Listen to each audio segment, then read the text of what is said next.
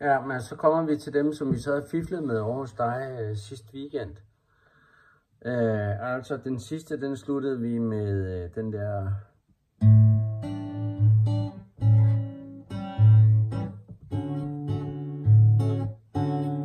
Så skal den være nede i men elskede. Der laver man sådan en nedgang her på den her øverste basstreng. Og så skal vi have fat i en G maj 7. Den sidder tredje bånd. Nej, anden bånd, tredje felt. Tredje bånd, fjerde felt. Så jeg husker, om der er flere. Jeg tror ikke, der er flere her. Så spiller, og så pegefingeren op på G. Så spiller man streng 6.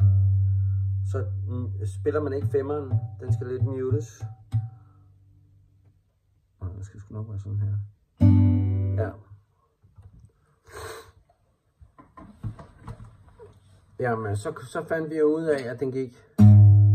Så skal den i en D maj 7. Og en D maj 7, det er egentlig bare A-mollen. A-mollen, som du kender, der lige er rykket herop. Her. Og den består af anden streng, tredje felt, fjerde streng, fjerde felt, femte streng, fjerde felt og G i bas. Og så skal toppen af din pegefinger, den skal holde bassen ned, men den skal samtidig lige mute femte streng. Og du bruger ikke den allerlyseste streng her.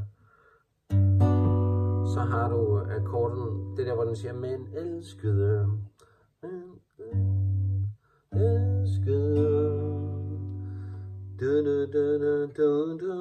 Der laver du en barré på andet bånd, og så plejer jeg altid bare at have femte bånd i fjerde.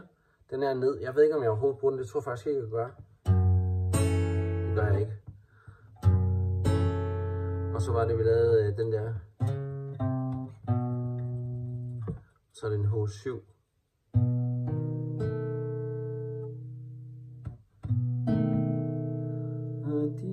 Fordi du, der tror jeg, vi er en E mol 7. Og så går den op til en A. Og så måske her.